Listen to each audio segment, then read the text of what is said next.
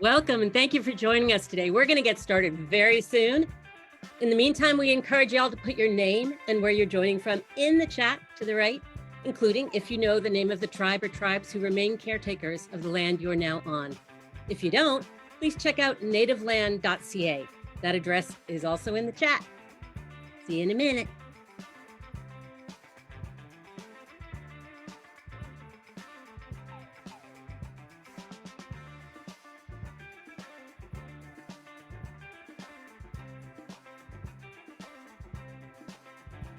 And I'll say that one more time. Welcome and thank you for joining us today. We are going to get started very soon. In the meantime, we encourage you to put your name and where you are joining from in the chat, including if you know the name of the tribe or tribes who remain caretakers of the land you are now on. If you don't know, please check out nativeland.ca. That address is also in the chat.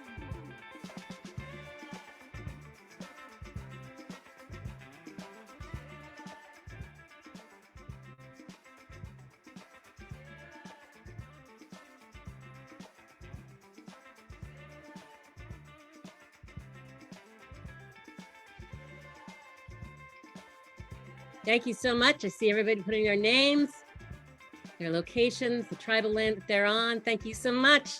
We have people from all over. It's so exciting. We're doing the good things. And I think we're ready to get started. So I'm going to kick us off formally, but feel free to keep putting your name and your location and whatever else you need to put in the chat, including the tribe or tribes whose land you are now on. Okay. Hi. Hello, everyone. And thank you for joining the People's Hearing to Stop GTN XPress. I am Allison Carey, she, her, and I am a board member of Southern Oregon's Rogue Climate. I am your host tonight on behalf of the many individuals and organizations across the Northwest who don't want to see more fracked gas pushed through an old pipeline because it's wrong. Today, we are gathering from many places, most of them, as we know, stolen land. Rogue Climate is located within the ancestral homelands of the Shasta, Takelma, and Lagawa peoples who lived here since time immemorial. We acknowledge the violence and loss intrinsic in the creation of the governments that hold the decision-making power about this pipeline expansion. We also acknowledge, of course, that Indigenous peoples are still here, and that Indigenous communities are leading the fights to repair the ecological and spiritual harms caused by extraction and colonization. From the fight for dam removal to save the salmon, Tuam, and Coptu, to the fight against pipelines, Jordan Cove, Keystone XL, Dakota Access, Line 3, and so many other essential efforts. On the screen, you can now see a map of the GTN XPress pipeline route, and that map identifies federally recognized tribal governments along the route. The route also impacts potentially other tribes as well. And so we wanted to give a full list of the tribes whose land this pipeline would further impact: the Modoc, Cayuse, Umatilla, Wasco, Paiute, Warm Springs, Walla Walla, Klamath, Yahuskin, Northern Paiute, Palouse, Spokane, Kalispell, Coeur d'Alene, Nez Perce, and likely others. That's a lot of land. So what are we doing tonight? Because the Federal Energy Regulatory Commission, also known as FERC, as many of you know, did not offer a public hearing on this project, we're here today to have our own hearing, a people's hearing, because we would like the people to make the decisions. The testimony we will gather a little later tonight will be recorded and submitted to FERC for their consideration. It is unclear when FERC will be making the decision to approve or deny permits for the GTN XPress, but it could happen as soon as March 16th. So time is of the essence. So let's remind ourselves what's at stake. Here's a short film from Tikkun Olam Productions, which was filmed at several spots along the pipeline route by members of the fabulous Stop GTN XPress coalition.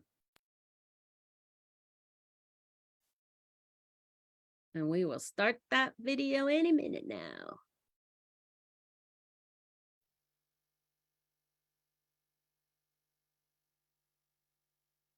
The destruction, climate change, and the fossil. Across the Pacific Northwest and the country, communities have seen the destruction, climate change, and the fossil fuel industry, and we've come together to say enough is enough. Over the last decade, we've beaten back projects like Jordan Cove LNG, the Atlantic Coast Pipeline, Keystone XL, and the Dakota Access Pipeline. In the Northwest, people power has shut down coal plants, stopped LNG exports, and beat a proposed methanol refinery. Cities and states across the region are taking bold steps to transition off fossil fuels. We, the people, have been fighting back and winning. New pipeline projects have become increasingly unpopular and easier to shut down.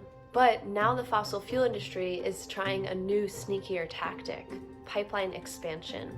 Companies like TC Energy are using this tactic to try and expand the capacity of existing pipelines, further putting our communities in harm's way. The GTN XPress expansion project is being rushed through the federal permitting process despite outcry from local, state, and federal officials and the communities this pipeline cuts through. Now we need to use that people power to stop the GTN XPress expansion. If approved, this project would increase the amount of fracked gas flowing from British Columbia through Idaho, Washington, and Oregon by more than 3.47 million metric tons of greenhouse gas emissions per year. That would be the same as adding 754,000 cars on the road each year for the next 30 years. Not to mention the impacts a leak or explosion could have on nearby communities. The impacts are disastrous, and so is the company behind GTN XPress. TC Energy is notorious even among pipeline operators for their spills and safety record. They're the same company behind Keystone XL and the Keystone Pipeline, the same pipeline that just spilled 600,000 gallons of oil after increasing flow capacity, just like what they're proposing to do with the GTN XPress.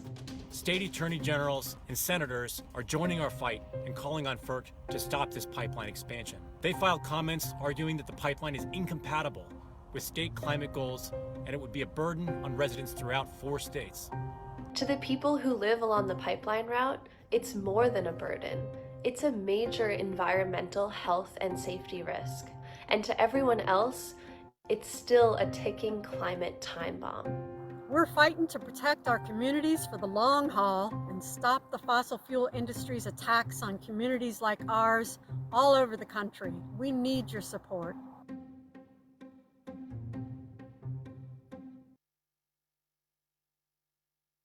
So great. Thank you. In just a few minutes, I'll give you an overview of how we're going to spend the rest of our time together and logistics about giving testimony to FERC tonight or some other time and everything else.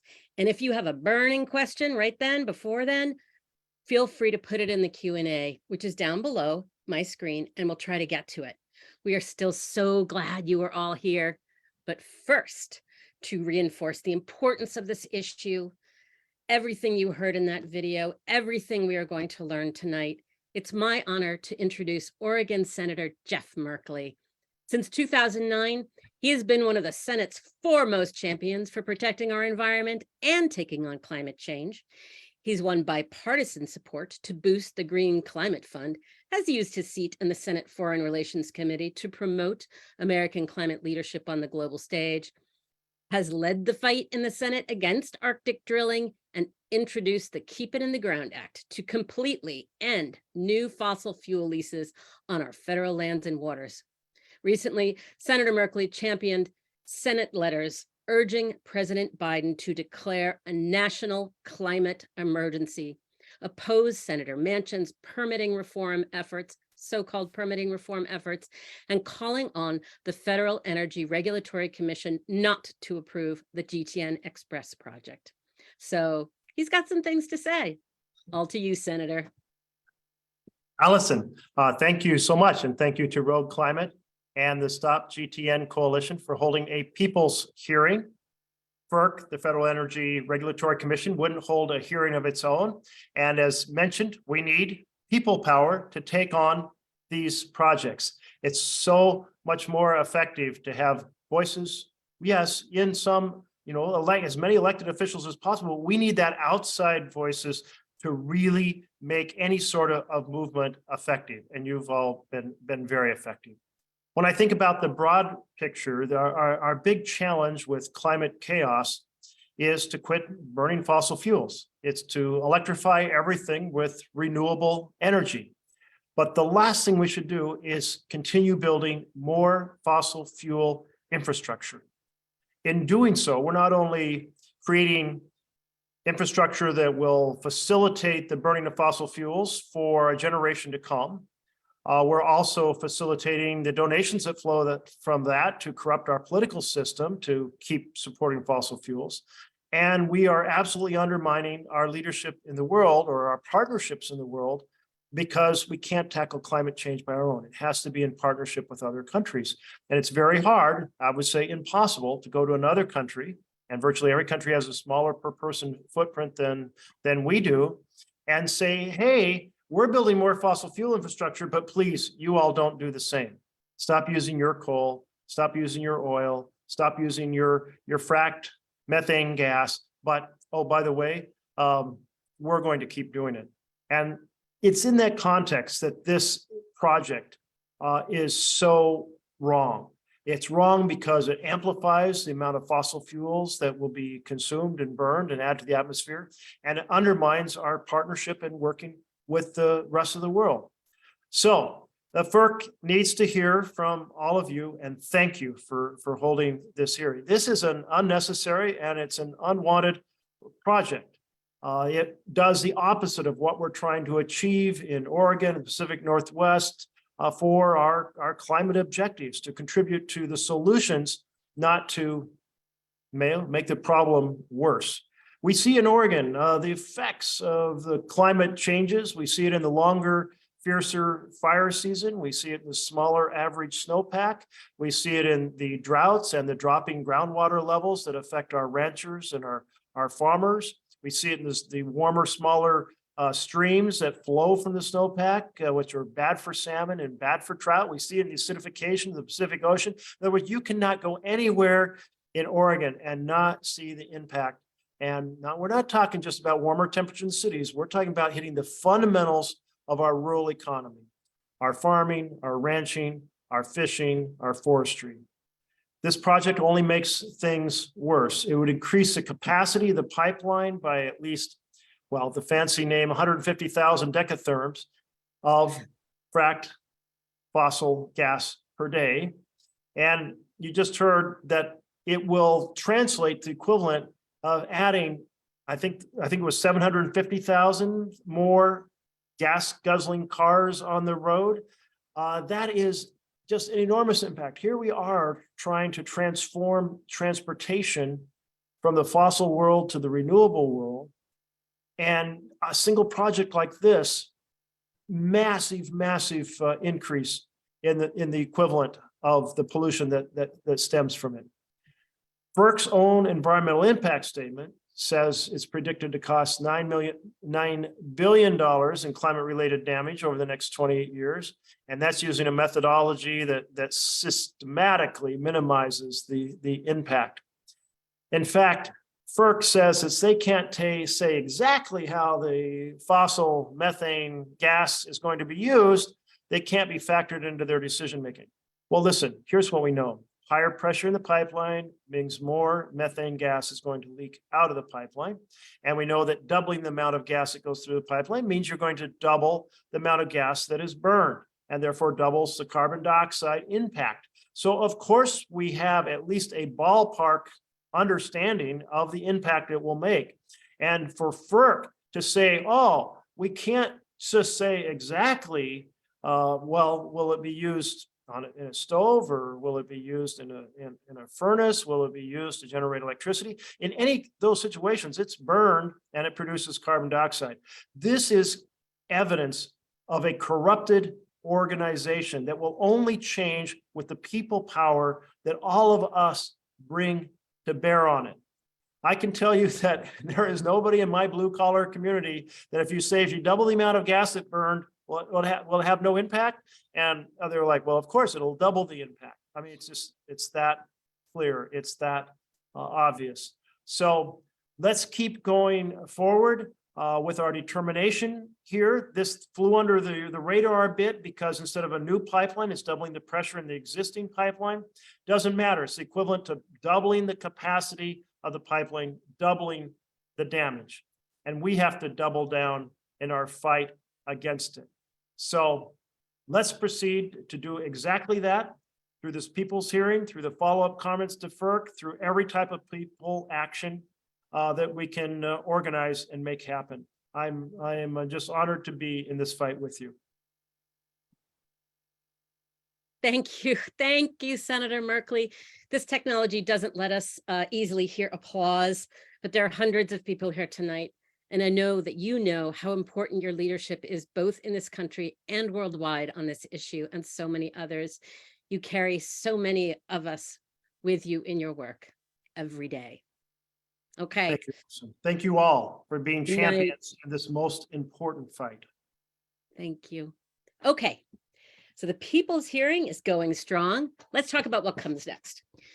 We're going to briefly and fabulously hear from 6 more fabulous folks right up front.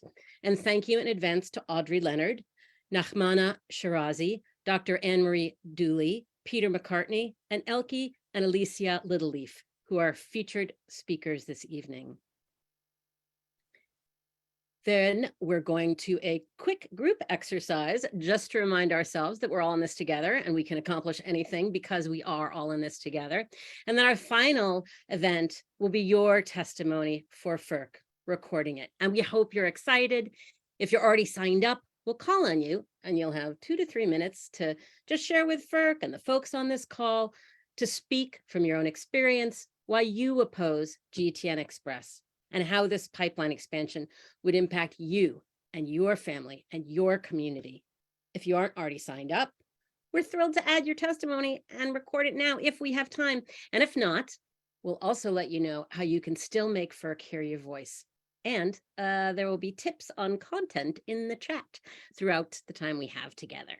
So now basic, simple housekeeping stuff, Q&A. If you have questions about GTN XPress throughout the event, you are welcome to post them in the Q&A section, which is down below, different from the chat, although both are down below. They start down below. You know what I mean. We've been doing this a while. And we will be doing our best to answer those questions about GTN XPress because we have experts standing by. And if we don't get to one, we welcome you to reach out after the event to any of the organizations that are represented in this coalition. And then the chat. We're also going to be doing our best to answer questions, especially if you're like, my Zoom, what's happening?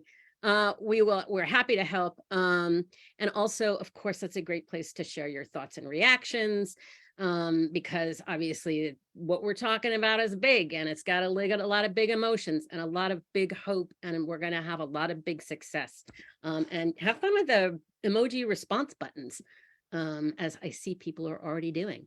Okay, so moving on to our introductory speakers, I'd like to introduce Audrey Leonard.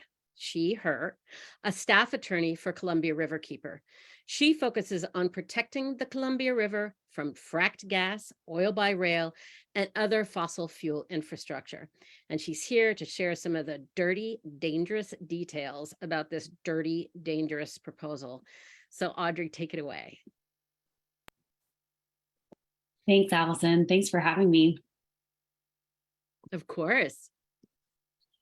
All right, so I'm just going to jump in with a little background on the project, and you heard a bit from the video, so I'll try to not be redundant there. GTN XPress, TC Energy, the company behind the Keystone XL and the Keystone pipelines, wants to expand the GTN pipeline that runs from British Columbia all the way through Idaho, Washington, and Oregon. And they're doing this by adding fracked gas to the pipeline. They're not building new segments of the pipeline. The main takeaway from today, what you're all going to walk home with today, is that our climate cannot afford to lock in more fossil fuels. So that's why we are fighting this dangerous proposal at multiple levels. Next slide, please. For those of you who are dying to know how they're proposing to do this, they are proposing what is called a compression update. So as the gas moves down the pipeline, it slows down because it incurs friction and it's covering a lot of ground and elevation changes, which causes it to slow down and lose pressure. So compressor stations are these big industrial facilities like the one shown here. This one is in Kent, Oregon, and they're placed along the pipeline to reboost that pressure every 40 to 100 miles. Next slide, please. And why are we fighting this project?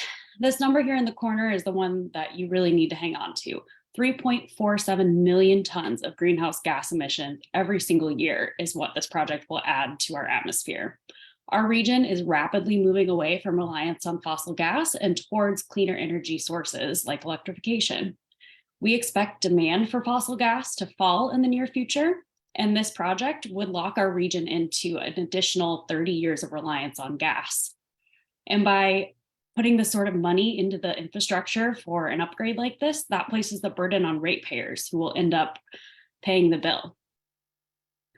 And of course, by adding more gas into the system, that means more fracking waste, more air pollution, more water pollution, and a slower transition away from fossil fuels. Next slide. A little bit about the process that's happening here. Like we mentioned, the Federal Energy Regulatory Commission, also known as FERC, is in charge of approving or denying the project. And they released their environmental impact statement in November, but did not adequately analyze the environmental impacts of the project, including upstream emissions, which are the emissions from fracking and the emissions along the pipeline as it leaks, everything before that end use of combusting the gas. An important part of this process was in August when the attorneys general of Washington, Oregon, and California all spoke up to oppose the project. And the United States Environmental Protection Agency also has spoken up to tell FERC that the way that they're calculating these greenhouse gas emissions is actually far too conservative. And I would just want to give a quick shout out to the thousands of people, including I'm sure many of you here today, who have already signed petitions and submitted comments to FERC. Next slide. And finally, I just want to highlight that there were many individual tribal members across the region that have voiced opposition to this pipeline expansion. The Columbia River Intertribal Fish Commission, known as CRITFIC, includes the Yakima Nation, the Confederated Tribes of the Warm Springs, the Confederated Tribes of the Umatilla Indian Reservation, and the Nez Perce Tribe. Here's an excerpt from their vital statement against the GTN XPress pipeline. The project will have significant and irreversible effects on the region. Importantly, the project is in direct conflict with the tribes and states' climate goals for reducing fossil fuels. If FERC had properly consulted with the tribes of the region, it would be informed of these conflicts and it may have provided a robust analysis of potential impacts. FERC's environmental impact statement is inadequate, and CRITFIC recommends that FERC deny the certificate for the project. And we're going to be providing a link to their entire statement in the chat, along with the CRITFIC's energy plan as a resource for you all. And with that, I will pass it back to Allison. Thanks so much for having me today. Thanks so much, Audrey. That was really great. I always learn when I hear you talk. I have my video off and I'm sorry. Great. So moving on, thank you again, Audrey, to share some insight focusing on the moral questions involved in this permitting decision. I'd like to introduce our next speaker, Nachmana Shirazi. Nachmana Shirazi is an Earth Ministry Washington Interfaith Power and Light Board member, a community leader, activist, and member of Spokane Islamic Center. She works as the Climate Justice Program Director at the Spokane Lands Council, with Asian Pacific Islander Coalition, Spokane, as their community outreach and advocacy organizer, and as CEO of Muslims for Community Action and Support. She believes in policy work based on community and strives to bring underrepresented and marginalized voices to the forefront. Welcome. Thank you, Allison. Assalamu alaikum, everyone. Peace be upon you all. Good evening. And as you can tell, I never sleep. I'm just a vampire. So we'll just gloss over that fact and continue with what I'm going to talk about. My name is Nahmana Shirazi, and I'm joining you tonight from the unceded lands of the Spokanese, Coeur d'Alene, Kootenai, and Colville people. Time and again, faith communities across Washington have come together to stop new fossil fuel projects, including 6 new proposed coal export terminals and what would have been the world's largest fracking gas to methanol refinery. The GTN XPress fracked gas pipeline expansion proposal is just the latest project that fossil fuel companies have tried to sneak past us. Faith communities in Spokane County know that frack gas is not faithful and that it is immoral to expand the GTN Express pipeline in a time when we need to decrease our reliance on fossil fuels. My son was a Boy Scout and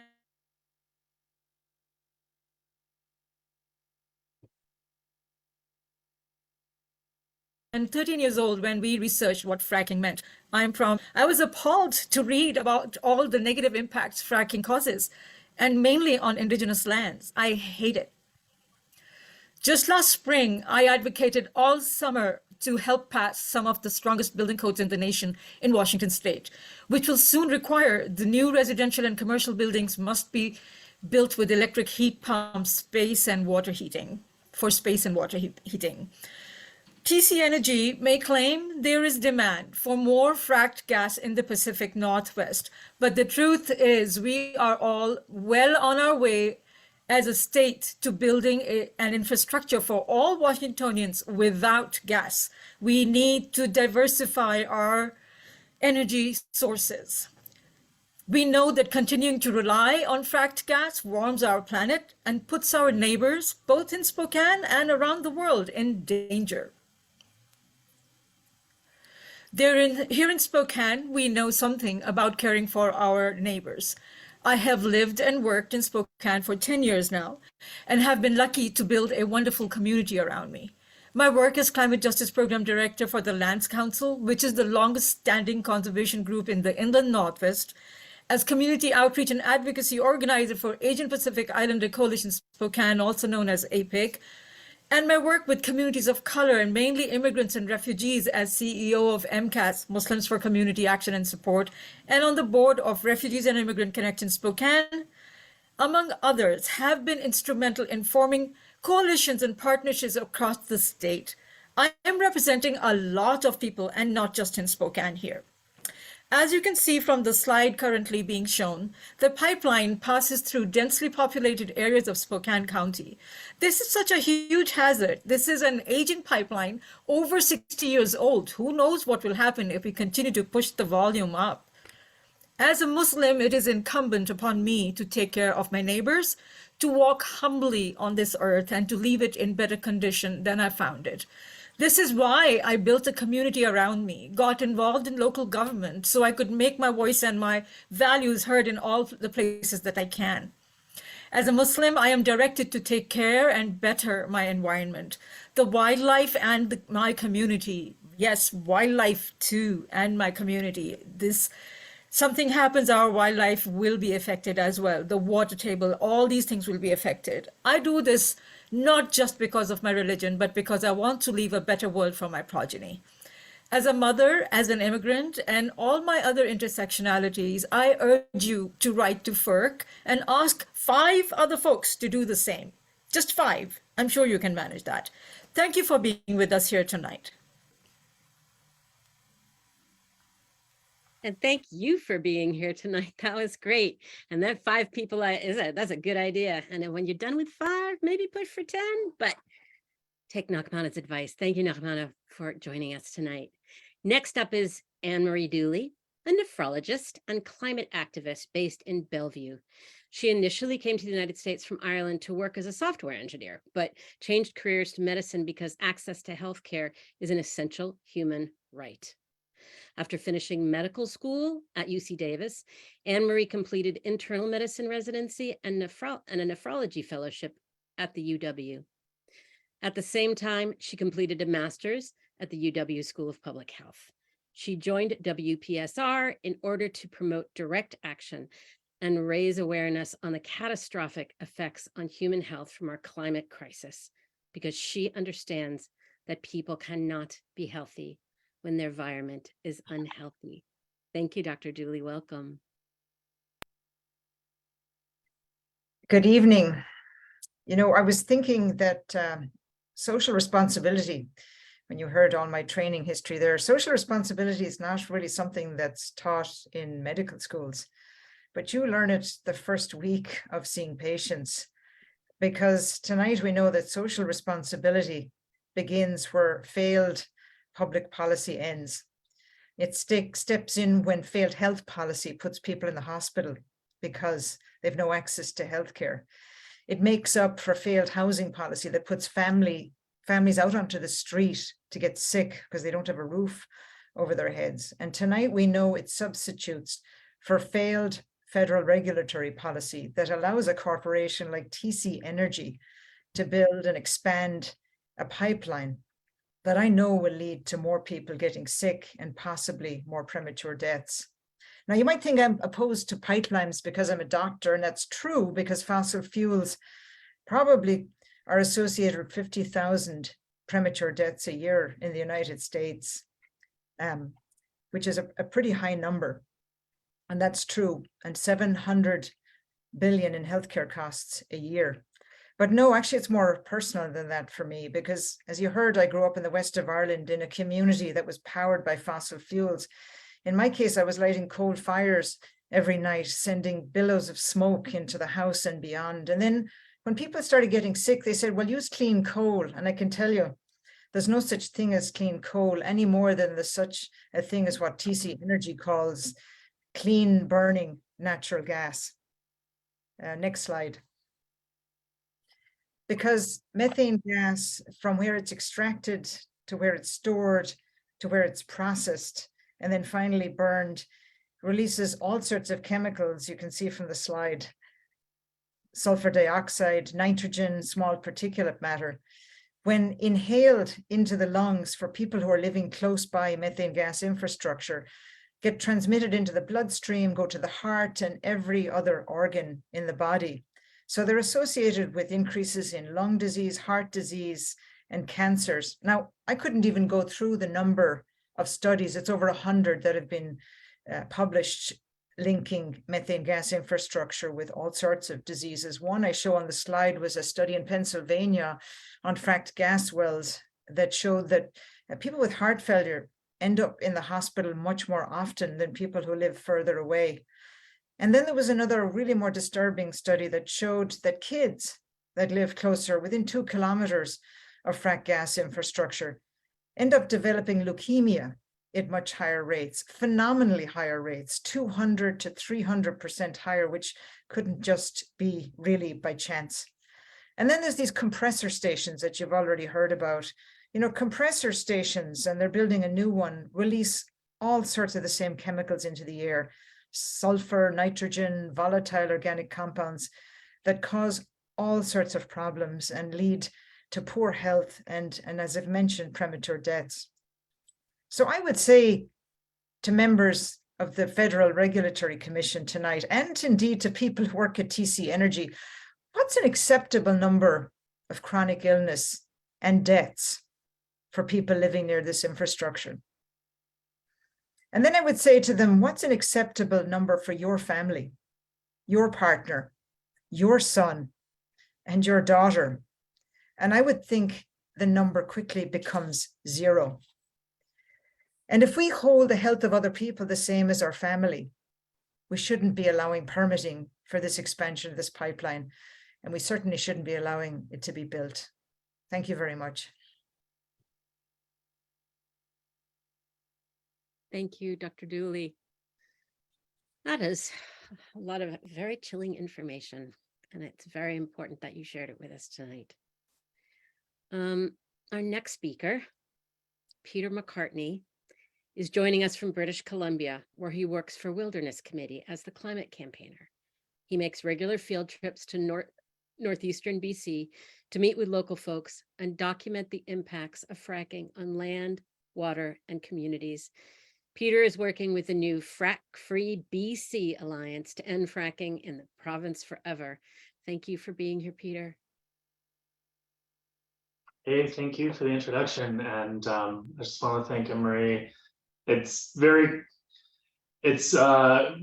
of emotional to know, you meet with these families who live in Northeast BC, and to know that folks at the other end of the pipeline care about their health is just fills my heart. So thank you for sharing everything that you shared about the health impacts. So my name is Peter. I am the climate campaigner for the Wilderness Committee. I'm calling in from Musqueam, Tsleil-Waututh, and Squamish territory in what's now known as Vancouver, British Columbia. And I'm here to talk about, what the reality looks like on the ground at the other end of the pipeline in northeastern British Columbia, in Deneta and Dunazah territory, which I visited. I try and get up every year for the past 5 or 6 years. And it would, the GTN XPress pipeline would require 660 new gas wells in northeastern British Columbia by the middle of the century, by 2050. And so thank you all for being here and for doing what you're doing to help stop this project, because it really does affect the impacts that people are seeing in communities and on the landscape in northeastern BC. So next slide.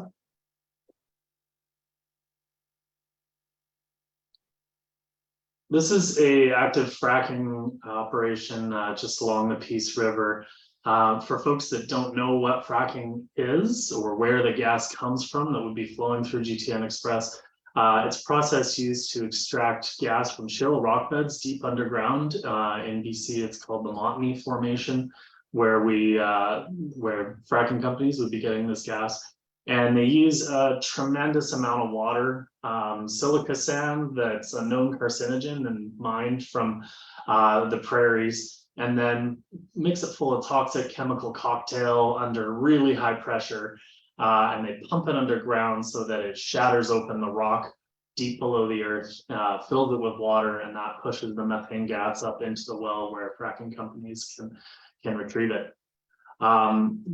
It's hard to describe just the amount of impacts to the land in northeastern British Columbia. The gas industry there covers an area 5 times the size of Alberta's tar sands mines. But of course, it's spread over an area, 2/3 the size of Washington State. And so we don't see, they don't have quite the same impact. But from the air, you can really get a sense of just how much of the landscape has been taken over by this industry. Next slide.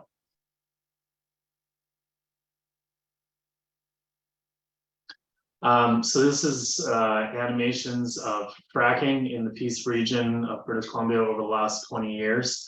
You can basically see this anywhere in the Montney gas basin. Like I mentioned, an area 2/3 the size of Washington State.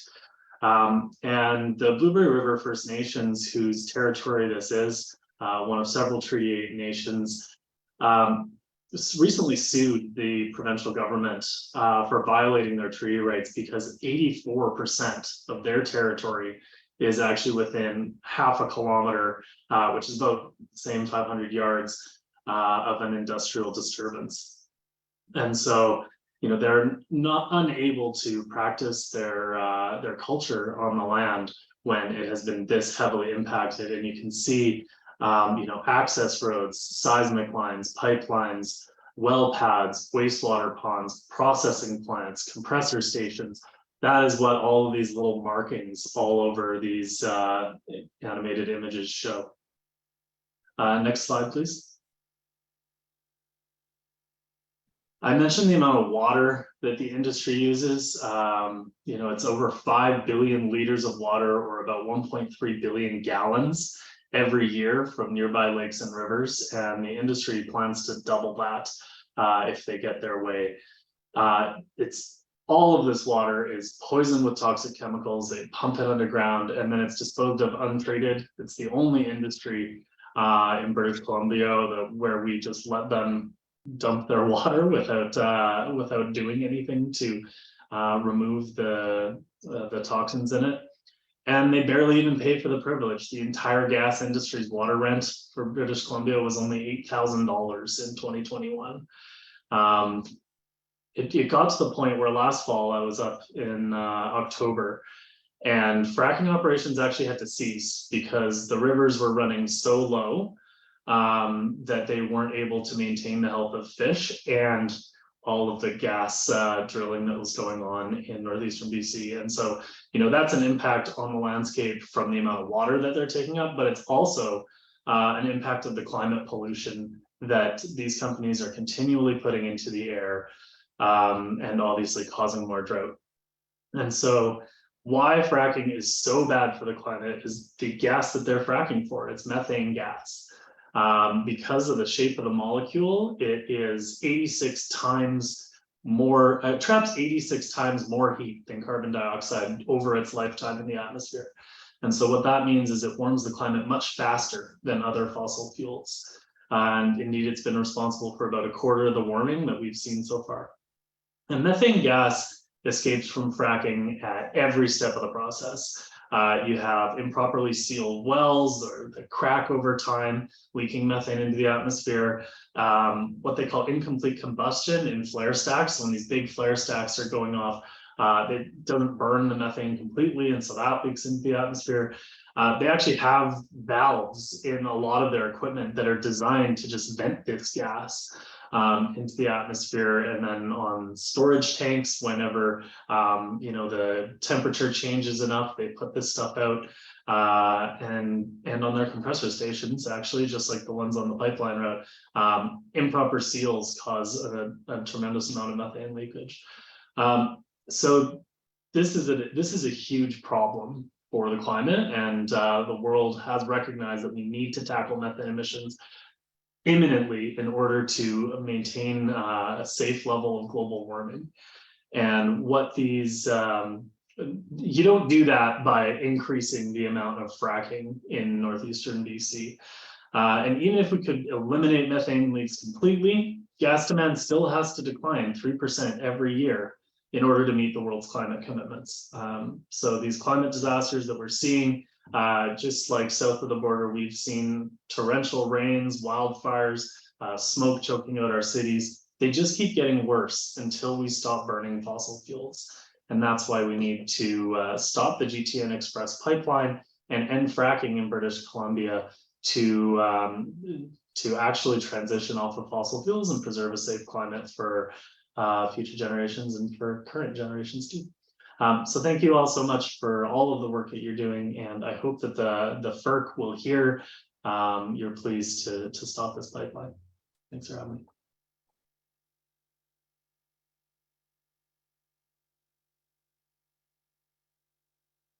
Hey, Allison Carey, I'm here, but I think my video has been stopped. Well, that's good because we can spend more time with the slide. Next up, I'll just keep talking. So next up, and thank you so much, Peter. There I am. Hi, everybody. I'm back. Our next speakers are Elke and Alicia Littleleaf, members of the Warm Springs tribe, fishing guides, water protectors, and longtime fossil fuel watchdogs, and a very important responsibility. They're joining us from an area not far from the proposal to expand the compressor station near Kent, Oregon, and the GTN pipeline route, which cuts through lands where the Warm Springs tribe has lived since time immemorial. Thank you, Elke and Alicia. Thank you. It's an honor.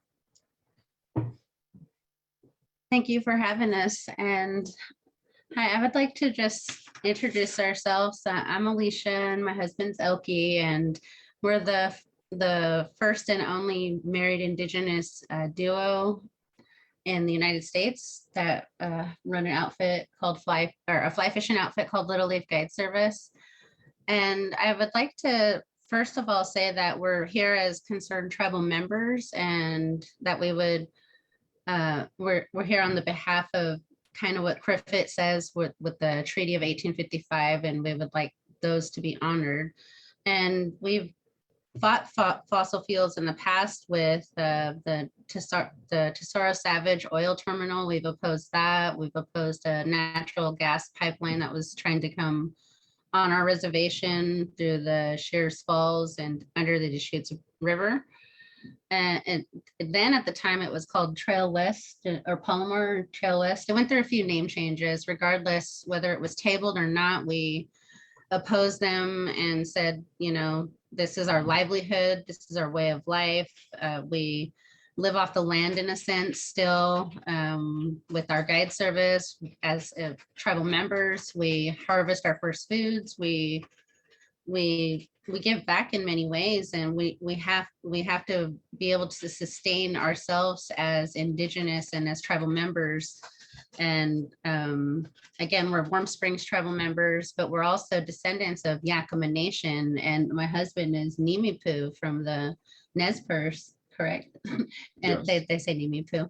And so, you know, we always do this as concerned tribal members first and foremost, and we are a voice for the voiceless, because I don't like to say words like natural resources, because it's our way of life. The water, it produces everything that we live off of: the roots, the celery, the salmon, the sturgeon, the eel.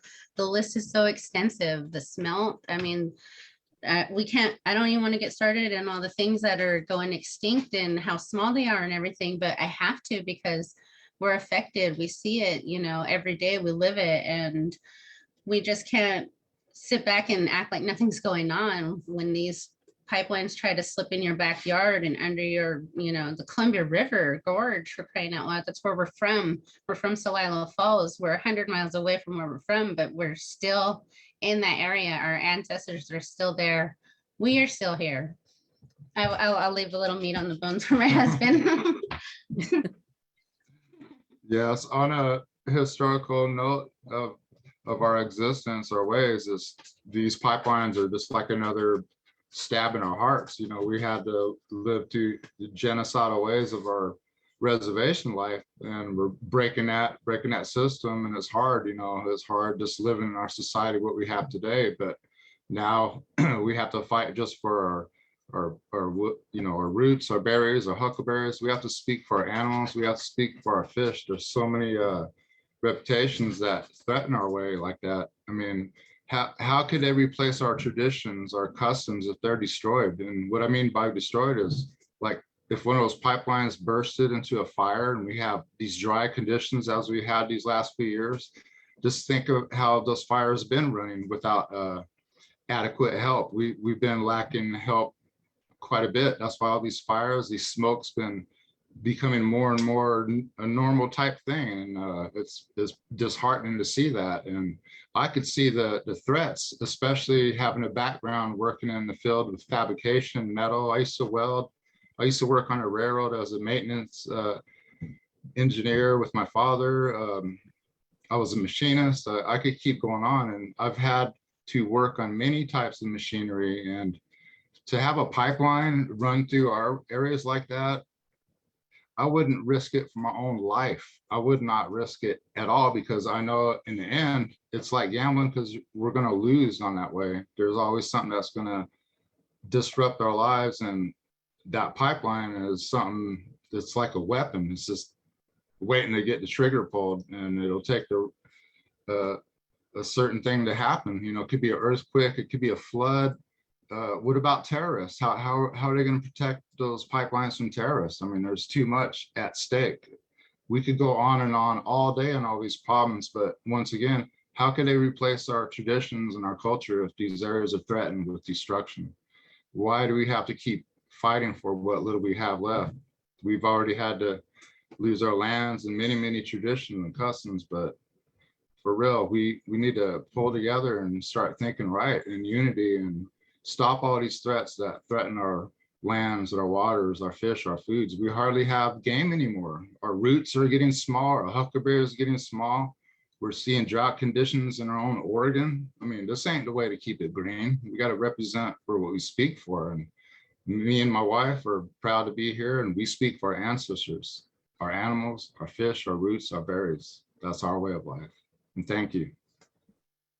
And also, we've opposed the No Dapple pipeline. We went clear down to Standing Rock to stand with our brothers and sisters and oppose that threat. This is all of our duty, not just in our areas, but everywhere in the United States, Canada, all of us, we're all sisters and brothers. We're all linked, we're all connected. We all share a common thing, and that's water.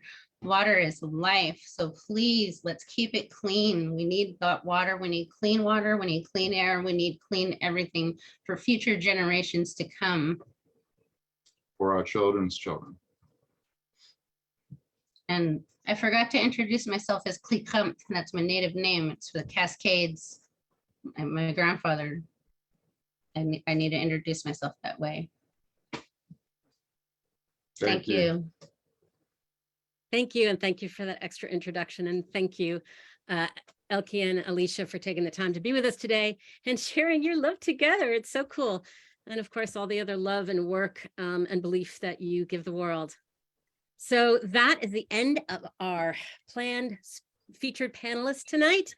Thank you. As I said to Senator Merkley, to all of you, it's very hard to find applause. It's very hard to see the stunned and moved and overwhelmed and full of belief faces that you have brought to the people here tonight. And so I thank you, because I know there is all the applause and all the appreciation and all the emotion that you and your work inspires and your lived experience inspires. So thank you. So we're going to do that collective exercise now. So everybody turn on your, if you have a listening brain on, you can turn on a different part of your brain, and it's called Menti. And here we go. To the communities who live along the pipeline route, those who are already facing the impacts of climate change and bearing the risk of these fossil fuel projects, the risks of this proposal are just too great. Those of you joining us today from across the region and across the world, you have your own stories and reason for opposing this project. And we want to hear from you, all the hundreds of people who are gathered in person and on Zoom. So here's the question that we want to ask all of you. What inspires you to keep fighting against fossil fuel projects like GTN XPress? So to give your one-word response, please accept the Menti app request, which is right there on your screen. You can see it. I hope it's there. I can see it. Or you can visit www.menti.com and use the code on the screen. That is on the screen now, 4120-0789, to submit your feedback that way. Okay, so we'll give everybody a minute. Get your typing fingers all ready. Tell us, share your inspiration with us, because, you know, we all need to work and we all need to share that inspiration with one another. Thanks.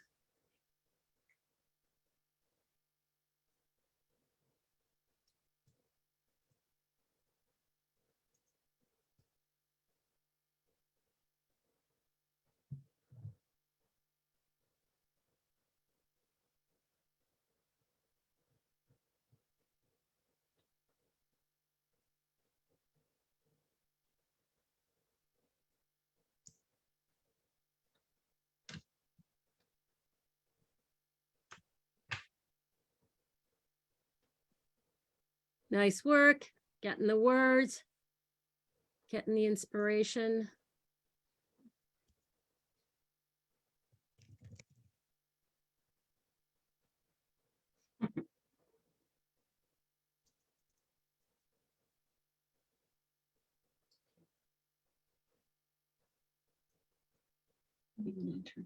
And I like it if you don't want to bother with the app, we're seeing it in the chat, so thank you.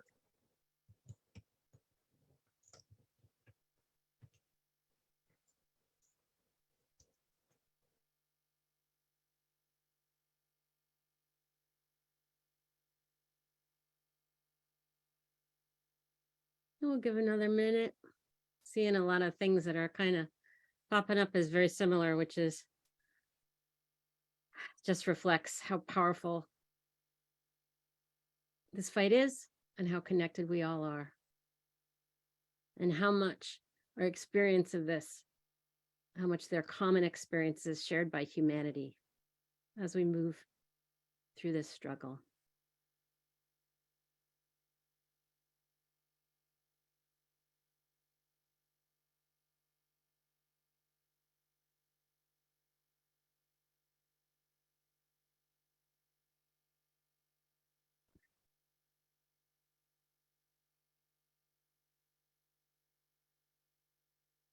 Yeah, Maddie, it is beautiful, isn't it? I love watching it grow.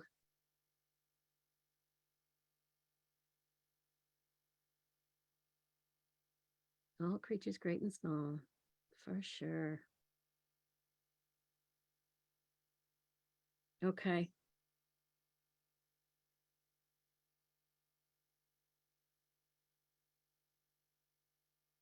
Thank you, everybody. That is very beautiful.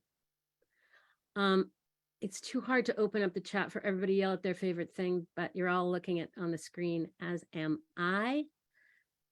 And you see so many words, some big, some small. I love the colors.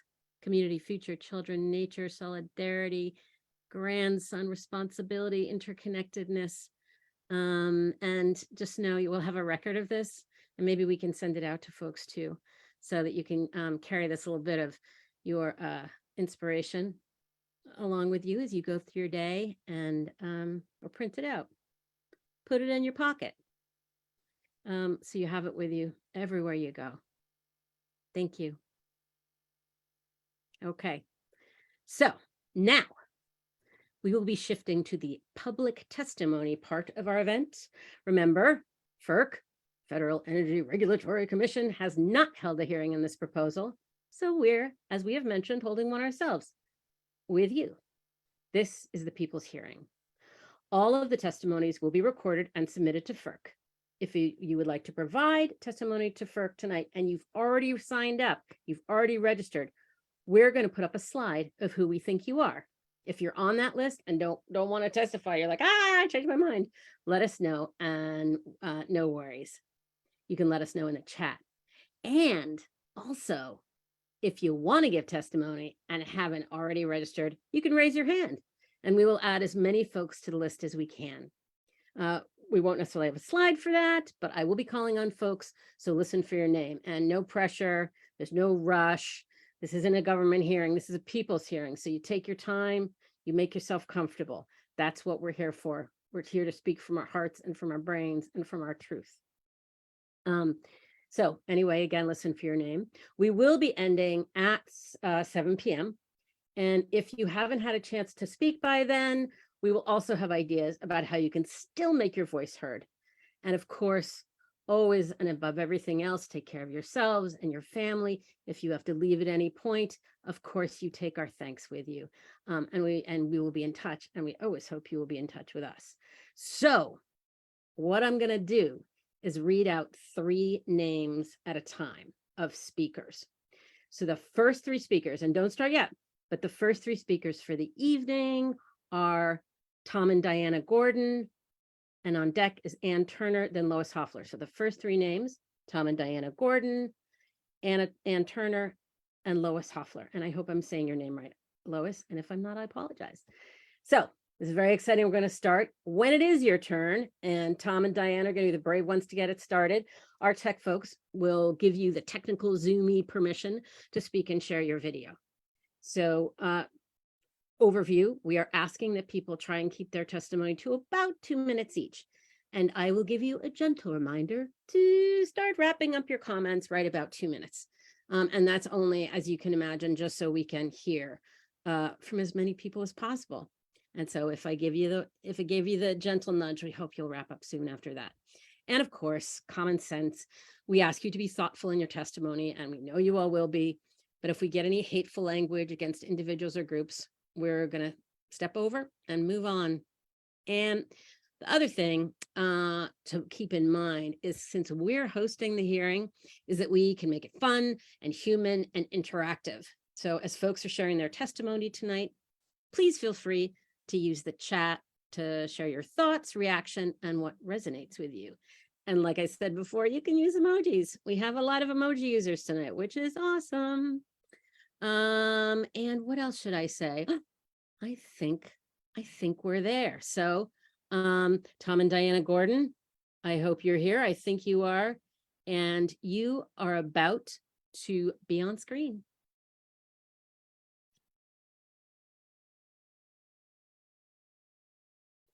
Tech. All right, folks, just a quick tech note. As we're calling you up to share your testimony, I'm going to make a request that you join as panelists.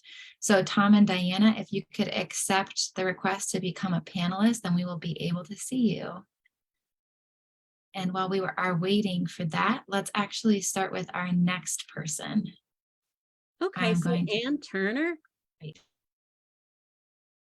Ann. Hi, Ann. Hi. All right, you're on. Thank you so much. Have a beautiful 2 minutes. All right. Well, thank you so much. So my name is Dr. Ann Turner, and I'm a retired physician and a member of Oregon Physicians for Social Responsibility. I strongly oppose this GTN XPress project, and I will speak as a physician to the devastating health impacts of gas or methane from fracking, secondly, from leaky pipes and venting at compressor stations, and thirdly, from burning methane, all of which disproportionately affect tribal, minority, rural, and low-income communities. So first, fracking, as you've heard from other speakers, gas in the GTN pipeline is extracted by fracking in Canada and British Columbia, where it results in environmental degradation that includes contamination of soil, water, and air by these toxic chemicals injected into the earth. And these fracking wells are located in vulnerable communities, and in this case on tribal lands, violating tribal rights. The health impacts in communities where fracking occurs includes increased rates of birth defects, cancer, and asthma.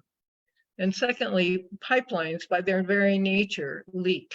And numerous studies have found that they leak about twice as much as they are generally reported. And TC Energy proposes to increase its capacity by increasing the amount of gas in existing pipelines by expanding compressor stations. And these compressor stations emit significant amounts of air pollutants from the operation of the engine, which powers the pump, as well as from venting. So when the pressure in the pipelines exceeds levels meant to ensure safety by not creating dangerous pressure in the pipeline, the contents of the pipeline are intentionally vented directly into the air. And they not only vent methane, but volatile organic compounds, particulate matter, nitrogen dioxide, and carbon monoxide, to name a few.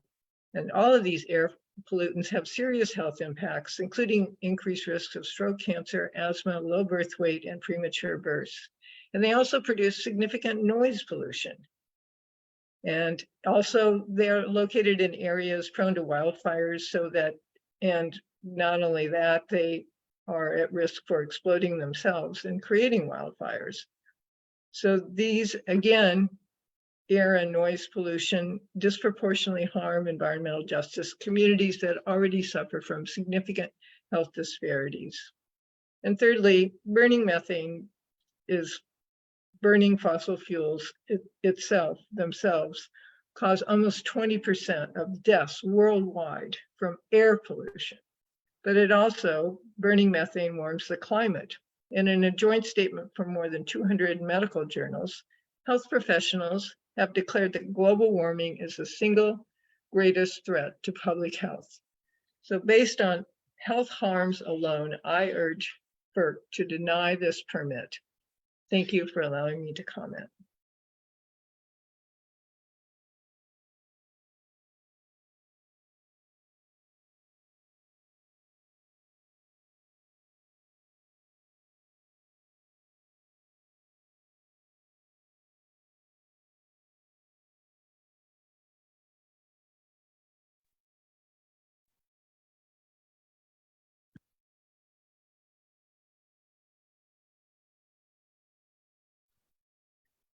Hello again.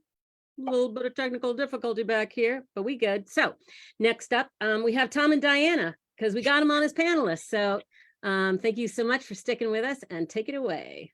Okay, my name is Tom Gordon. The proposed GTN expansion is not needed. In fact, the present line could carry double what it does now. While gas use in Washington and Oregon has gone up a bit, in California use has gone down, and for the 3 states, it's gone down in total. The Rocky Mountain Institute, with contributions of the staff of the Southern California Edison, Sacramento Municipal Utility District, and the Los Angeles Department of Water and Power states, quote, and because utility gas customers are typically on the hook for infrastructure and for investments, it's these customers who will bear the costs, either for a continued increase in long-term pipe replacement needs or of attempts to accelerate new investment programs, unquote. The Texas PIRG Education Fund Environment Texas Research and Policy Center concludes, quote, gas is not a clean energy source, especially when its propensity to leak into the atmosphere is taken into account. Methane emissions will pose a strong danger to our environment and accelerate global warming faster than carbon dioxide in the coming decade, unquote. The GTN expansion is not needed, expensive for ratepayers and cheaper for them not to build and better for the environment not to be built. Thank you. And here's my wife, Diana. Hi, I'm Diana Gordon, and we live in Washougal, Washington. I'd like to thank you for having this hearing. In my mind, expanding the GTN pipeline from Canada to California is almost like building a new pipeline. We don't have all the heavy construction and pollution, but there will be considerable increase in the gas transported. A new pipeline would be much safer, but TC Energy is not going that route. It probably hopes to avoid some of the problems associated with getting permits from the states and the people that will actually feel the impact of this project. Unfortunately, the existing pipeline has been in operation since 1961, and increasing the pressure to ship more gas is a dangerous idea. Gas, especially methane, can leak from joints and other connections and cause fires and explosions. Natural events like floods and earthquakes damage pipelines as well. This project isn't safe and it isn't needed, and it certainly does not align with the climate goals set by Washington State. Lately, FERC has been encouraged to look more closely at the upstream and downstream effects of the projects it's considering. Climate change, after all, is not going away. As Jennifer Danis of the Sabin Center for Climate Change Law said, FERC needs to act really quickly to prevent both additional new capacity from coming online that isn't needed, and also to preclude the companies who see the writing on the wall about which way the system is moving from trying to game the system. I hope this project will get the scrutiny it deserves. Thank you. Thank you, Tom and Diana. And so Lois, I hope you're there and ready, and we can't wait to hear from you. In the meantime, I'm going to say the next 3 people that will be coming up after Lois finishes, and that's Linnea Scott, Steve Knudsen, and Rajwanti Robinson. And so y'all can get ready. And in the meantime, here's to you, Lois. Hello, everyone. What a wonderful turnout. So I'm Lois Heffler. I'm retired. I live in Medford, Oregon. And I'm very much in opposition to the GTN XPress proposal. The pipeline expansion from TC Energy to increase the volume of frack gas by 150 million cubic feet per day through the gas transmission Northwest GTN pipeline. This project would increase emissions in the Northwest, which directly conflict with climate and emission goals set by Oregon. Additionally, increasing the flow of fracked gas through an aging pipeline increases the risk of leaks and explosions in wildfire-prone areas. In the Rogue Valley, which is where I live, and locally, in Western Oregon, communities are already feeling the impact of higher temperatures in general, heat domes, drought, wildfires, and wildfire smoke from wildfires in the valley and in the surrounding areas. The Rogue Valley, because of its topography, already has regular long-lasting air inversions. These trap particles in the air and make the air quality in Medford and Grants Pass among the worst in the United States, as listed by the American Lung Association in 2017. Adding frac gas leak-produced emissions to what is already a problematic air quality would exacerbate the current breathing problems, especially for people who work outside, like farm workers and construction workers. These considerations are important and critical, and I hope that FERC considers what we have chosen to tell them about the dangers of this pipeline and increasing the volume of the gas through it. We don't need more fracked gas in Oregon. Thank you, and that's it for me. On Thank to the you. next one. Thank you for those very wise words, Lois. I think most people here agree with you. I think everybody here agrees with you. Okay, so we're going to have next Linnea Scott, Steve Knutson, and Rajwanti Robinson. And so Linnea, if you're ready to go, I think we're ready to have you. Hey. Hi, my name is Linnea Scott, and I am a lifelong Seattle resident living on Duwamish land. I'm a volunteer with 350 Seattle, and I am here to oppose the GTN XPress pipeline. Scientists have made it clear that a livable future is only possible if humans drastically reduce their fossil fuel use as quickly as possible.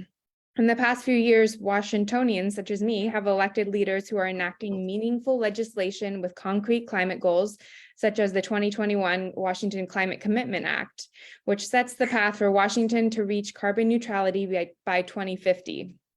So it is incredibly frustrating that FERC would move towards approving a pipeline expansion without clear and direct engagement with the public. We have heard so many reasons tonight how the GTN XPress will negatively affect the people of the Pacific Northwest. Personally, I am the mother of an 8-month-old. I fight for a fossil fuel-free world every day because I dream of a safe and healthy future for my daughter and every child across the globe. I want my daughter to grow up and have the opportunity to dream about a beautiful future for her own children, should she choose to have them. Expanding the GTN pipeline is incompatible with this vision of the future. FERC, for the future of my children and all children, please deny the GTN XPress project.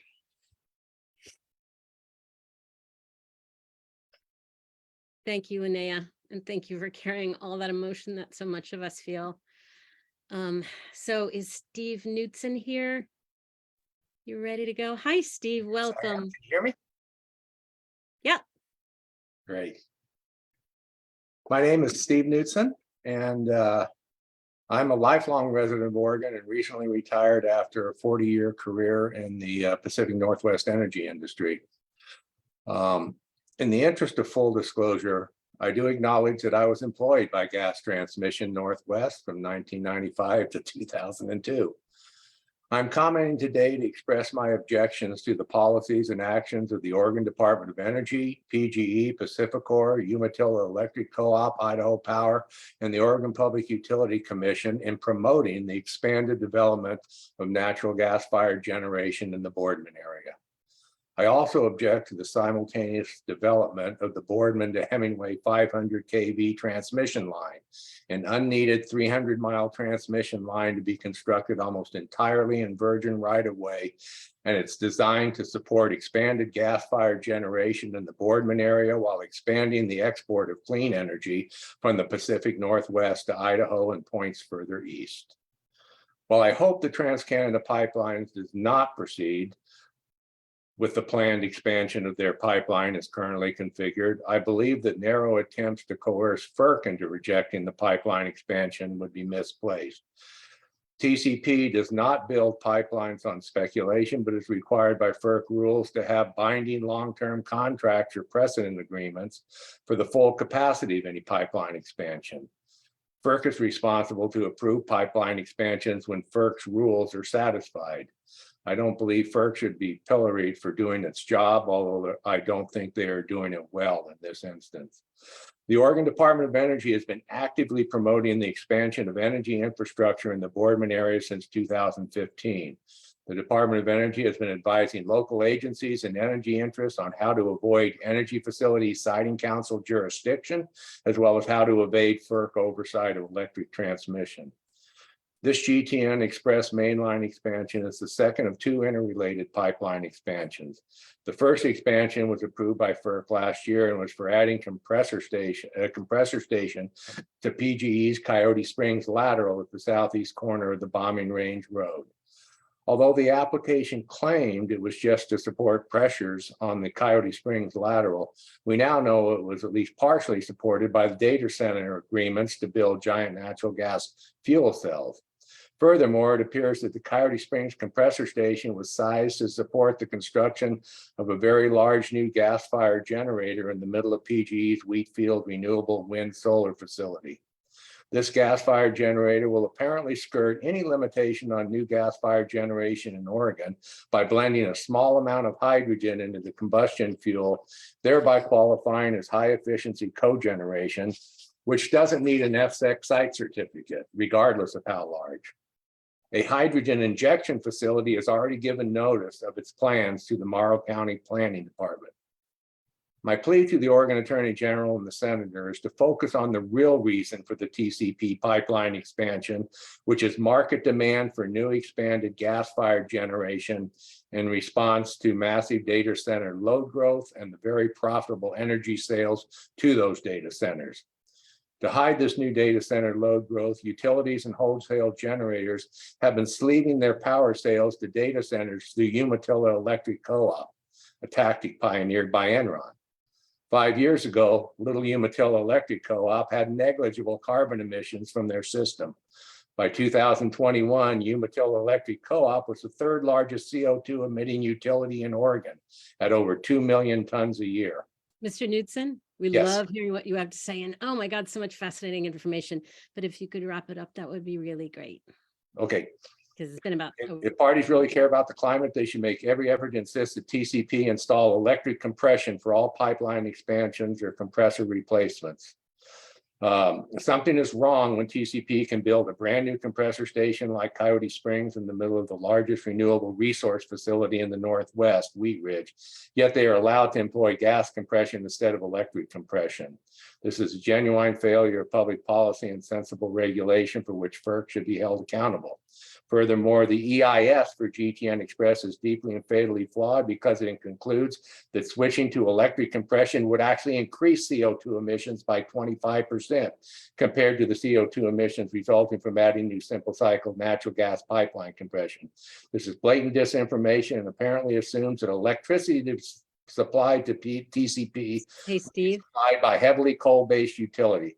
This devious assumption alone should be enough to impeach the EIS. Thank you for affording me this opportunity to comment. I yield to the next commenter. Thank you so much. That was so much information. Fascinating. So one thing you all might know or not know is that we actually, a whole bunch of us are on Zoom, but there are some people in person in the Rogue Valley. So we are going to have some speakers from that Rogue Valley gathering. Up are Kathleen, Jess, and Maggie. So take it away. We think this is going to work. It's new technology.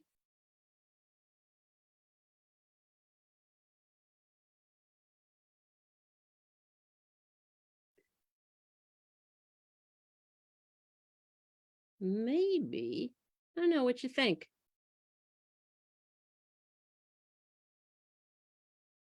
While we check on what's happening in the Rogue Valley, let's get Rich Voget. I'm so sorry if I messed up your name. Rich, Melanie Plout, and Mark Creeman. You're going to be the next three up. So we'll check to see whether the Rogue Valley is ready. And if not, maybe we should just go right on to you if you're ready to go. What do you think, Rogue Valley? Anybody got any news? Hi. Hello, everybody. Hi. Hi. Hey, tech support. Can you unmute our other account real quick?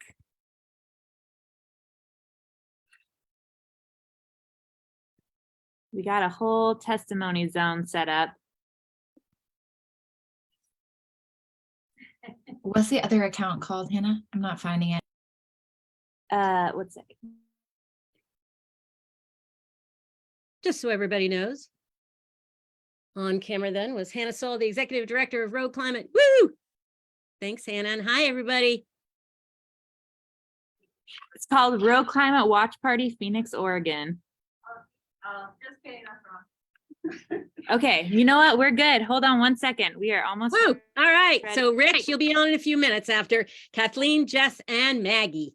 And after Rich will come Melanie and Mark. Hey. Okay, you're on. Hello, my name is Kathleen Herring, otherwise known as Kay. I am living in Phoenix, Oregon, on the lands of the Takelma, Shasta, and Lagawa. I strongly oppose the GNP pipeline for many reasons.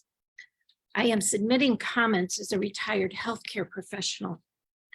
I am very concerned about the impact of this project with the increased amount of gas that will be flowing through, doubling the amount of admissions, increasing respiratory diseases, and also water quality of all the surrounding areas. These are things that are not easily remediated, and leaks happen all the time. You cannot mitigate those. So you really, instead of permitting more, we should be eliminating the pipeline. Thank you.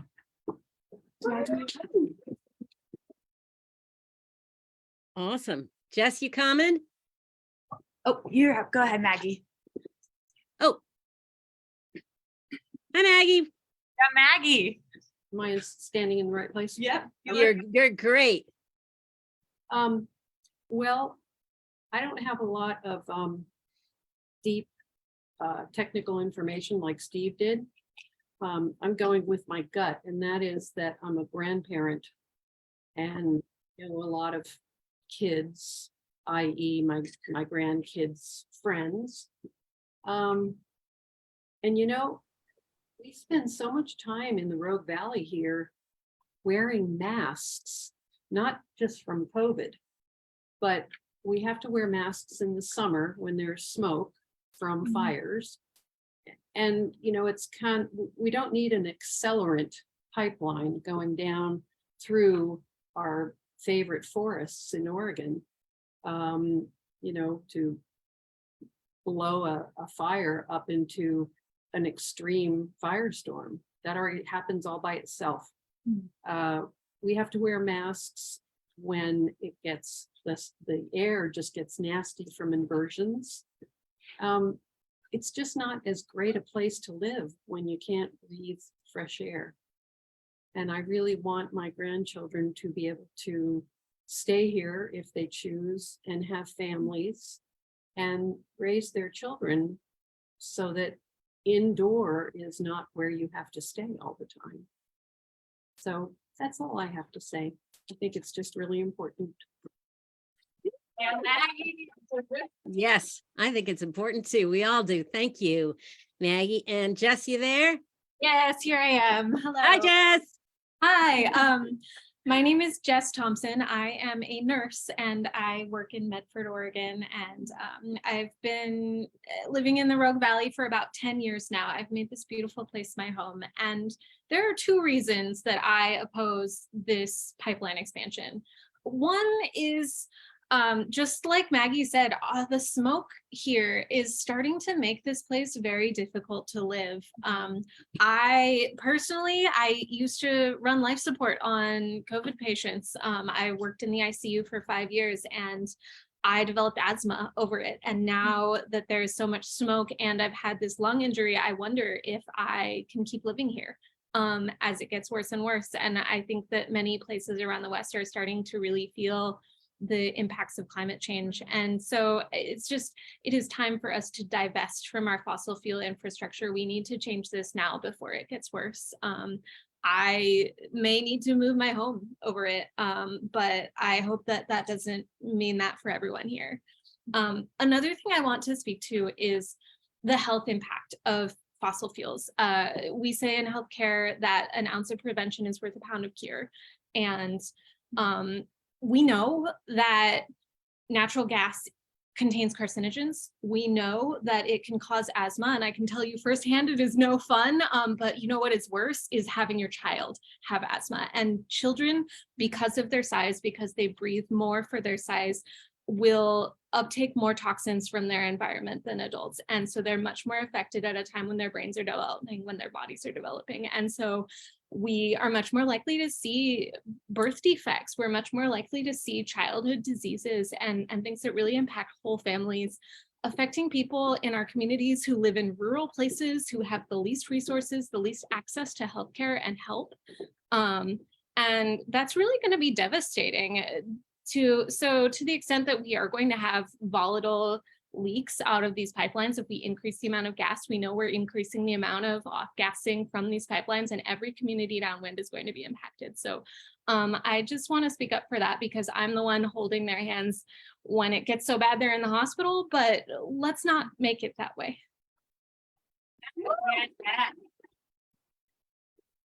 Excellent work. And we totally agree with you. Thank you so much from the Rogue Valley. Okay. Thanks, Hannah. Next up, if you're ready, Rich Voget. Again, I'm so sorry if I'm messing up your name. And then after that will be Melanie Plout. And then we're going to have some in-person, also gathered in person, or some people from Wild Idaho Rising Tide. So we'll hear from them after Rich and Melanie. Thank you so much, Rich.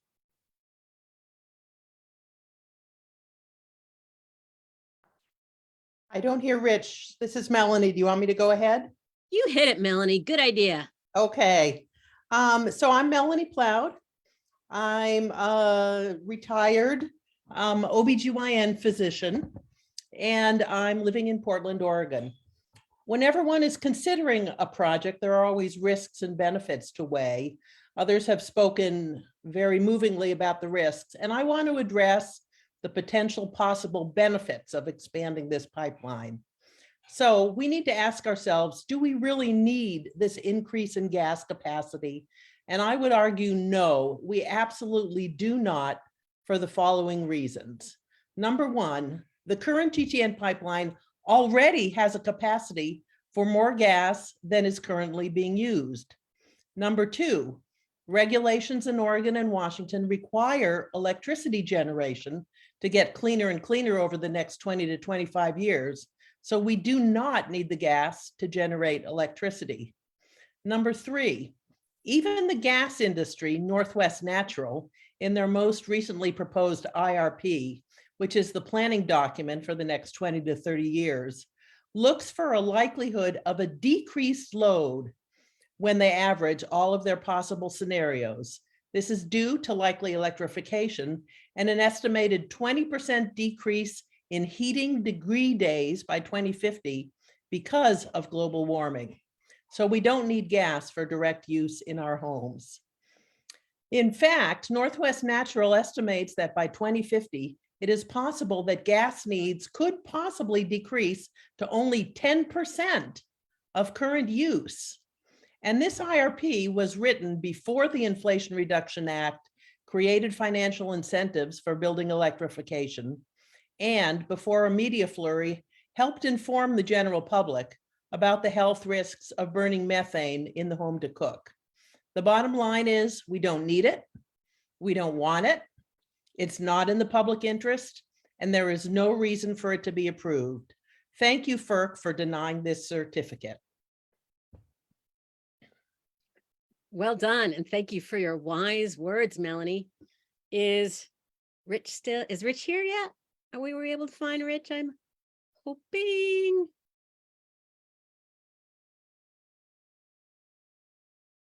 Okay, so Rich, if you're here, be in touch. And in the meantime, we're going to go to Wild Idaho Rising Tide. And I don't know who the person is who's going to be testifying from Wild Idaho Rising Tide. I welcome you, and I hope you'll introduce yourself. Oh, hi, Helen. Hi. Go ahead and introduce yourself. We recognize you from the video. All right, thank you. I'm Helen Yost of Wild Idaho Rising Tide, and I'm speaking on behalf of at least 3,200 members of our direct action climate activist group. And we would just like to address a few issues that we're concerned about, as besides the climate change that GTN XPress would impose with its stranded Canadian gas assets on the folks all across the Northwest. Of course, before the harms of climate change come about from combustion and leaking of methane from this fossil fuel system, there are also harms borne by the local communities throughout the pipeline route.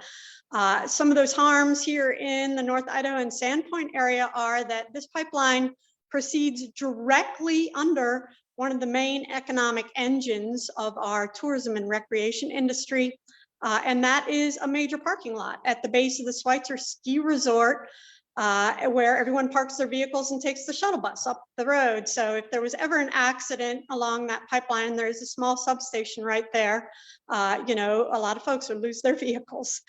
And then the pipeline also proceeds near parking lots for hiking areas up into the woods west of town. It goes under the Pend Oreille River, and pipelines, by the way, generate heat. You can see where pipelines, gas and oil, are in the Northern Rockies because the snow's melted over them. This pipeline generates heat under the Pend Oreille River, which impacts fish populations. If there was ever an explosion or a leak in that river just downstream from our second economic engine here in the Sandpoint area, which is Lake Pend Oreille, that fossil fuels leak would impact everything downstream, including the fish and livelihoods of the Kalispel tribe about 30 miles downstream. So we're very concerned about those issues, and of course the release of more fossil fuel emissions into the Northwest climate. Of course, last summer, Idaho experienced the greatest number of wildfires of anywhere in the Northwest, and that number is bound to increase as the climate heats up. I'm sure I'm missing lots of other concerns. We do know from our research, and we have, you know, submitted these concerns previously in our comments, that there have been 3 major incidents of GTN XPress pipeline leaks just in the last decade in North Idaho and in the eastern Washington Spokane area. So we are very eager to work with folks throughout the rest of the Northwest, as our politicians here in Idaho, namely our governor and our entire congressional delegation, of course, submitted comments to FERC saying that they were all for this added gas because, hey, Idaho is one of the fastest growing states in the region, in the nation right now. Those folks do not represent the interests and the concerns of most Idahoans who, whether they are Republican, Democrat, or Republican in name only, are, as a majority, concerned about climate change and recognize the fact that almost 80% of climate change is generated by fossil fuels. So we are asking the Federal Energy Regulatory Commission, or FERC, to please deny a certificate of convenience and necessity for the GTN XPress. And you'll be hearing from us. You know, when politicians, local and state, don't listen to our concerns, we'll be staging plenty of protests, hopefully with comrades across the Northwest. So thank you for this opportunity to comment. And we're looking forward to working with all of you in the future. Thank you, Helen, Wild Idaho Rising Tide. Helen, you do such great work. Okay, so I'm going to give you the next 3 names that of people who are going to speak, and that's Mary Fleischman, G. Gerst, and Carol Elwood. But we do have, probably even after those people, we have a little more time. So if you want to testify, now's a chance. It's easy. Strike while the iron's hot. Take a couple of minutes, speak from your own experience. You don't have to have something prepared, and you know what you believe. And if you just want to share it with FERC for a couple of minutes, now's your chance. So think about that. And in the meanwhile, hey, Mary, welcome. Hi, thank you. Hi. I'm here on a personal level, but also I represent the Central Oregon Bitterbrush Broads. We're with the Great Old Broad Spur Wilderness. So one of our biggest concerns is the impact on wildlife corridors and so forth. And I'm very disappointed that FERC did not have a more open public comment period on this, and we were very engaged with the Jordan Cove situation, and it looks like it's one of those again. So anyways, I live, so the process is, in my opinion, is just totally wrong. I live within 3 blocks from where there is that pipeline, and right now there's new development there for new houses and so forth, and there'll be playgrounds, and there'll be hike trails, and again, we're looking at wildlife corridors. I'm sorry, that's just too close for my comfort zone. But again, Oregon already has set rules in regards to trying to decrease fossil fuel use and deal with the climate change. And so very disappointed in this. And I also would like to say that I totally agree with Steve with the Hemming I can't see it, Boardman situation, because I've been on top of that one too. But no, we really want to see this denied. The fact that there hasn't been a whole lot of public input in the impacts being shared with everybody, this is not okay. You can't just push this stuff through, and especially given everything that's going on with climate change, drought, fires, the growth of different communities and so forth. This should not be pushed through. I thank you. Thank you for speaking up and saying such wise things. Okay, G. Gerst, are you here to talk to FERC? Hello, Hi. here I am. I'll wait till it clicks in. Am I audible? You're very audible, and there's a beautiful good. picture of a lake. Thanks. I am Gary Gerst. I'm in Olympia, Washington, and I speak today on behalf of my grandchildren and also all my friends who are members of indigenous tribes. And I speak as a history teacher, not a scientist. First of all, I want to say that this is classic case of privatizing profits and socializing the consequences. And I just want to shout from the roof, what the FERC, you know? Regulatory commission is to regulate the energy sector, not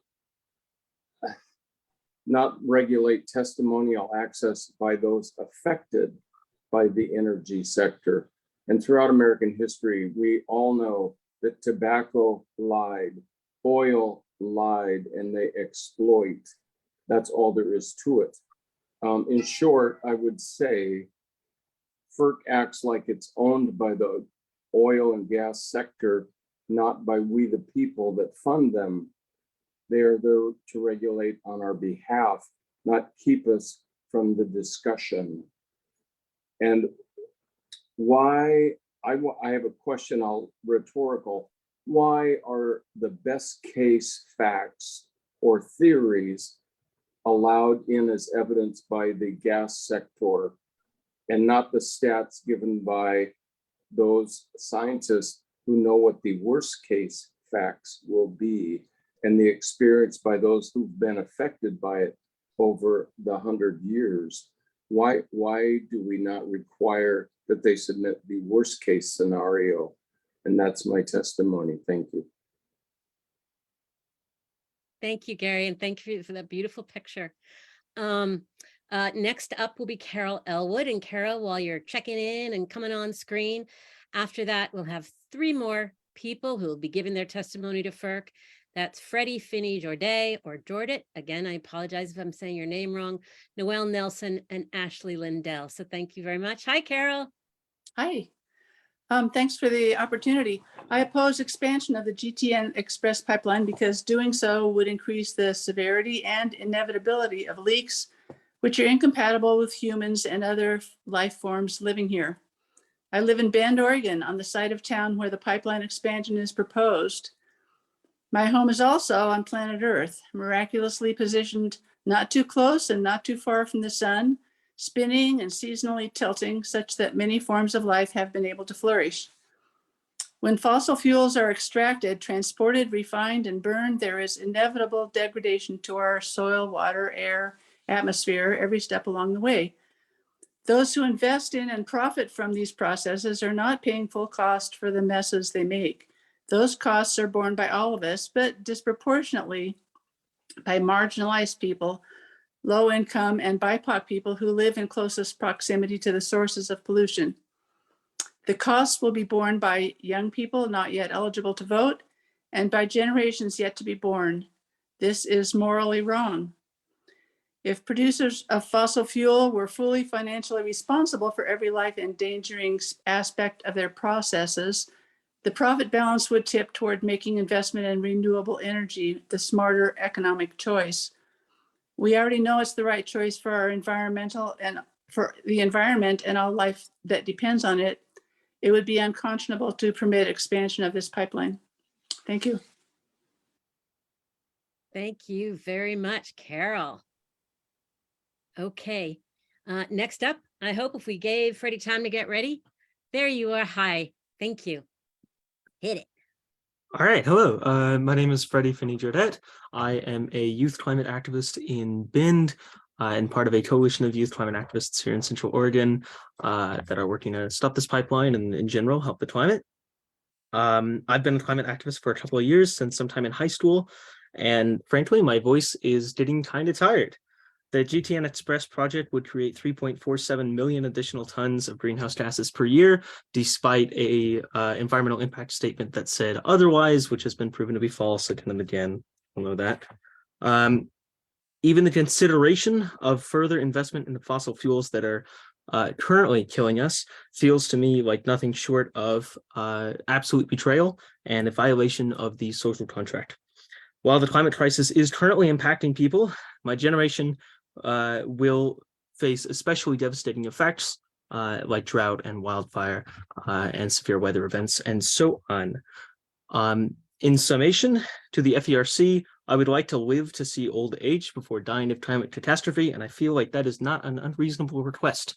So please grant that for me. Thank you. I don't think that's an unreasonable request at all. And I hope we're all successful in working together. I know we will be, to grant that request to you, and keep up the good work. So next we have up is Noel Nelson. Noel, are you here? Hi, nice to see you, and hit it. Oh, I think you're if you could unmute, something I have forgotten to do like 40 times tonight. So take your time. Did that fix it? Yeah. Okay, it picked the wrong sound driver. My apologies. Technical stuff. So anyway, I'm Noel Nelson. I'm a resident of Redmond, Oregon, and so many people from Native Americans to other residents of other communities and cities have just talked about all the direct pollution and health effects that this will have. I absolutely oppose the GTN XPress pipeline and urge FERC to deny the permit. But I want to also present something that hasn't been said. I say some of the climate change effects are already here. It's not, the can cannot be kicked any further down the road. Drought, that I asked my father, I grew up in Eastern Oregon, right? You know, the high desert, we're expected to be dry. Wildfires are normal, lightning happens, but massive firestorms were not part of my climate out there. I saw my childhood neighborhood burn up in the Canyon Creek Complex fire. I was worried for my father and losing his home during that time. We went over there as the evacuation lifted, and I could still see the smoke. It looked like night during day as the creeping ashes or smoke was trailing the hills, and the coals were still alive, and rubble from so many neighbors' houses. It was nightmarish. My father's house survived, thankfully, my childhood home, but it was only of a third of the ones that did. 60 plus homes were burned to the ground, and most of them did not rebuild. It was catastrophic. And there's a lot of local ire over what the firefighters should have done or should not have done. But I will say that persistent just look at the Oregon Climate Change Research Institute from Oregon State University. Their 5th climate change or Oregon climate assessment shows that over 50% of the state of Oregon has been in drought over the last 20 years. I'd say it's not an anomaly anymore. They say their models also show 50% could be attributed to climate change. So it's pretty hard to argue this is an anomaly anymore. Climate change, the devastation is here and it's only going to get worse. It's time to act, not expand not expand carbon emissions, reduce carbon emissions, deny this expansion. Thank you very much, wise words. And my heart travels with the trauma that you and that community experienced and continues to experience. All of us, of course, do. The stories, the reality is a lot. So next up, we're going to have Ashley Lindell, and I see you right there. I'm so excited. And just to give Tamsin Taylor and Diane Hodiak a heads up that after Ashley is done, we will hear their testimony. So thank you, Ashley. Hi, my name is Ashley Lindell. I live in Seattle, Washington, and I'm a family practice doctor. I strongly oppose the GTN XPress proposed project. First of all, this project is unnecessary. The Attorneys General of Washington, California, and Oregon have all submitted detailed arguments for highlighting the lack of need for the project in a region which is actively working to reduce use of fossil fuels. Secondly, this project is dangerous. Air pollution from burning fossil fuels is responsible for approximately 1 in 5 deaths worldwide. By FERC's own estimate, this project would result in 3.24 million metric tons of greenhouse gas emissions annually, driving climate change. Climate change has measurable health impacts, which we are seeing already, and which will increase as average global temperatures rise.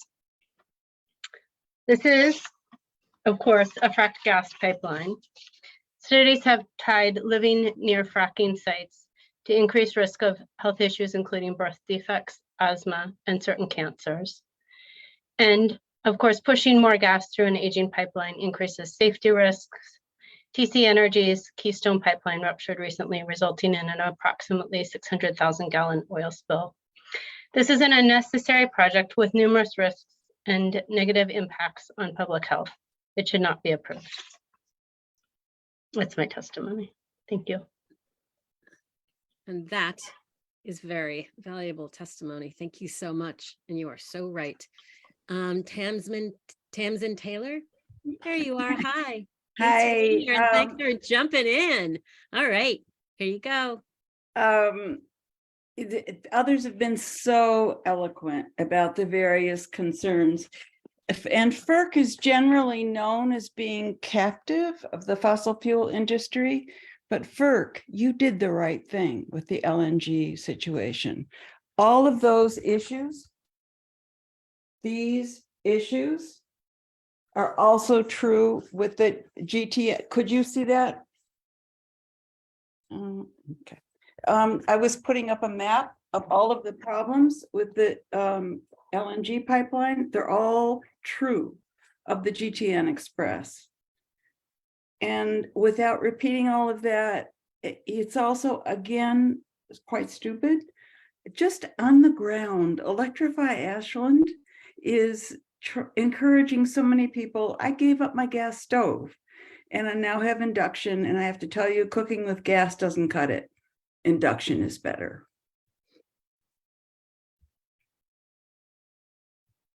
Awesome. Thank you. Thanks for stepping in. And I look forward to someday having an induction oven. And now you're going to make it even faster that I do that. Okay, so last up for now, Diane Hodiak. Y'all ready? Oh, there you are. Thank you. Thank you very much. There's been so much already. I'm going to try to skip over a couple of new points. I'm Diane Hodiak, and our organization 350 Deschutes is a nonprofit that represents around 2,000 people across Central Oregon. Without question, we are against this pipeline expansion. FERC must not make a reckless decision to approve the expansion.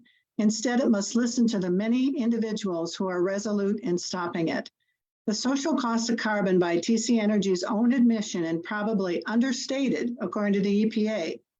This cost of carbon is $12 billion. That is what Oregonians and others will pay for the social cost of releasing this climate-destroying pollution from fossil gas into the atmosphere. We Oregonians and other states from which this pipeline travels will pay for a project we neither want or need. We will pay with our lives, increased intensity of wildfires, extreme weather, including drought. From farmers to fisher people, businesses, and underserved communities, everyone will suffer from food insecurity and other impacts. What about the two new proposed subdivisions in Bend through which this pipeline will travel? They are but two among many subdivision homes and schools that are within the unsafe blast, fire, or leakage zone that is a threat to life and property when you live in close proximity to a pipeline. Imagine your bedroom in said subdivision within feet of a pipeline that could fail due to increasing volumes.